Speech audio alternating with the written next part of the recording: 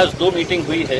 एक तो ये है कि खरीफ हंगाम के ताल्लुक से जो कुछ अहम मुद्दे लिए गए हैं, उसमें एक मुद्दा ये है कि जो रासायनिक खत है उसकी कीमतें अचानक बढ़ा दी गई है। अब इसमें एक जो ये हो रहा है कि ऐसे समय के ऊपर जब शेतकरी परेशान है, कोरोना का पीरियड चल रहा है, ऐसे पीरियड के अंदर आपने ये कीमतें बढ़ाना, ये बहुत ही मतलब किसानों के साथ नाइंसाफ़ी करने के बराबर है।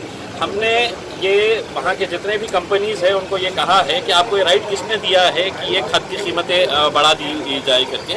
इसके ऊपर जल्द से जल्द कार्रवाई की जाए। केंद्र सरकार को है तो पत्र लिखकर राज्य सरकार ने अपनी नाराज़गी जताना चाहिए कि किसी भी हालत के अंदर शेतकरियों को परेशानी नहीं होनी चाहिए।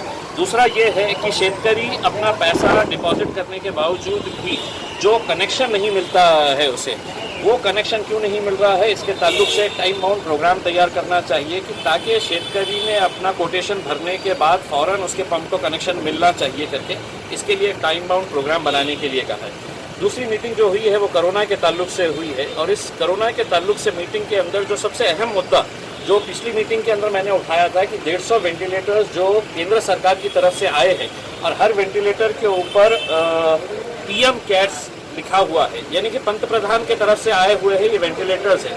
ये 150 के 150 वेंटिलेटर्स काम नहीं कर रहे हैं, यानी कि सिर्फ डब्बे लाकर यहाँ पर रख दिए गए हैं और हमको ये बताया गया है कि आपको 150 वेंटिलेटर्स हमने दिए हैं। अगर वो 150 वेंटिलेटर्स काम नहीं कर रहे हैं, उनके इंजीनियर्स आके है तो पूरा चेक करने के बावजूद भी ये बताया गया है कि वेंटिलेटर्स किसी काम के नहीं है, ये नहीं चल सकते हैं। तो मैंने ये मांग उठाई है कि जो भी एजेंसी जिसने ये वेंटिलेटर्स भेजे हैं यहाँ पर, उनके ऊपर FIR रजिस्टर होना चाहिए। राज्य सरकार ने इसकी गंभीर दखल देना चाहिए। देखिए, पंत प्रधान नरेंद्र मोदी साहब ने ये कहा है कि इसकी ऑडिटिंग होनी चाहिए, इसकी इंक्वायरी होनी चाहिए, और उन्होंने उल्टा ठिकड़ा है तो यहाँ पर ये कर दिया है कि नहीं, इनको चलाना नहीं आ रहा है, इनको बराबर से कनेक्शन देना नहीं आ रहा है। अब इतने बड़े बड़े हॉस्पिटल चलाने वाले लोगों को वेंटिलेटर चलाना नहीं आ रहा है, तो आपने कौन से ग्रह से है तो ये वेंटिलेटर लेकर आए हैं जो कहीं पर, यहीं पर नहीं, पूरे देश भर में किसी भी हॉस्पिटल के अंदर नहीं चल रहे। तो राज्य सरकार से हमने ये अनुरोध किया है कि जिस किसी एजेंसी ने ये वेंटिलेटर्स मैन्युफैक्चर किया है उसके ऊपर राज्य सरकार ने FIR रजिस्टर करना चाहिए, क्योंकि आज भी पेशेंट्स को वेंटिलेटर्स चाहिए, वेंटिलेटर्स मिल नहीं रहे हैं, और आप इस तरह का एक ऐसा माहौल तैयार कर रहे हैं कि नहीं, इसके अंदर राजनीति हो रही है करके। आप इंक्वायरी करवाइएगा, जो भी दोषी है उसके ऊपर कार्रवाई होनी चाहिए, ये मांग हमने रखी है।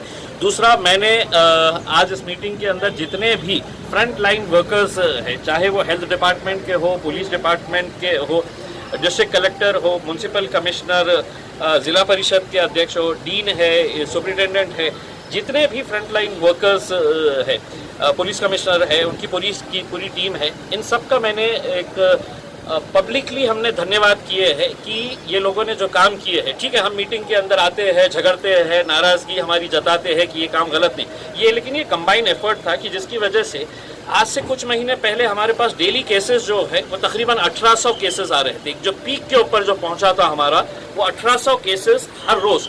आज वो केसेस का आंकड़ा 600 हो गया है। औरंगाबाद शहर की अगर हम बात करते हैं तो हम महज 200 केसेस के ऊपर आ गए हैं, 203, 206 केसेस है। इसको थोड़ा सा और कम करने की ज़रूरत है।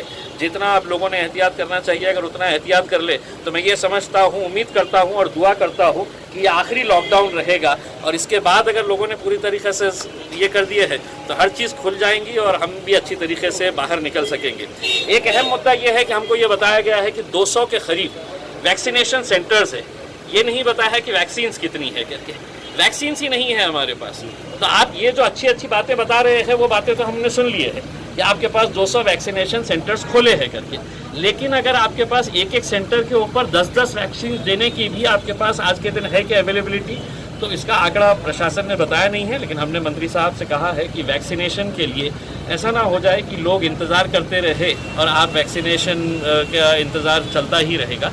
तो किसी न किसी तरह से औरंगाबाद ज़िले को जल्द से जल्द है तो वैक्सीन्स प्रोवाइड करने का इंतज़ाम करें। बहुत अच्छे तरीके से निर्णय लिए गए हैं, मीटिंग बहुत अच्छे तरीके से हुई है, और मैं पालक मंत्री सुभाष देसाई साहब का भी धन्यवाद अदा करता हूं कि उन्होंने कहीं पर भी और कभी भी यहाँ पर पैसे की कमी नहीं होने दिया है कि, और आज भी उन्होंने ये बात कही है कि जितने भी पैसे लगेंगे वो पैसा हम अभी भी देने के लिए तैयार है, बशर्ते लोगों को इसकी सहूलत मिलेगी। सर हेलमेट को लेकर बहुत तकलीफ हो रही है, जबकि हेलमेट की दुकान है। ठीक है, हेलमेट जो है उसने किया है लेकिन नहीं लगेगा। मागणी केली होती हे व्हेंटिलेटर परत पाठवून द्यायचे, त्याला आता पालकमंत्र्यांनी काही पुढे नहीं नहीं म्हणजे काय है कि आता देखिए हर्षवर्धन साहब जो केंद्रीय आरोग्य मंत्री हेल्थ मिनिस्टर है, उन्होंने अपने बयान के अंदर ये कहा है कि नहीं ये वेंटिलेटर्स के बारे में राजनीति की जा रही है, ऐसा कुछ है ही नहीं। बल्कि उन्होंने यहाँ तक कह दिया है कि इनको चलाना नहीं आ रहा है, इनको बराबर से प्लग करना नहीं आ रहा है करके।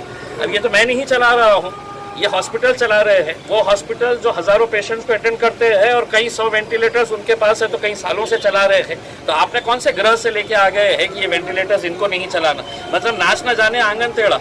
आपने है तो हमारे को फॉल्टी वेंटिलेटर्स दिए हैं और वो वेंटिलेटर्स को आप डिफेंड कर रहे हैं कि नहीं इनको चलाना नहीं आ रहा है। तो ये मुद्दा सिर्फ औरंगाबाद का ऐसा नहीं है, कई ऐसे राज्य जो, मैं राजनीति नहीं लेकिन भारतीय जनता पार्टी के भी राज्य है कि जहाँ पर है तो इस तरह के वेंटिलेटर्स है और जो काम नहीं कर रहे हैं।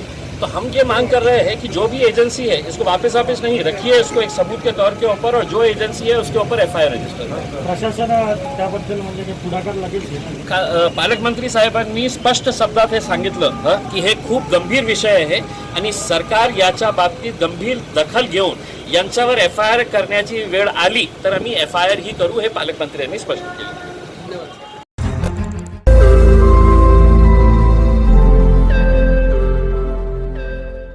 रोज नई खबरों को देखने के लिए हमारे औरंगाबाद समाचार चैनल को सब्सक्राइब कीजिए और नोटिफिकेशन पाने के लिए हमारे बेल आइकन को दबाइए ताकि हर खबर की नोटिफिकेशन आपको मिलती रहे।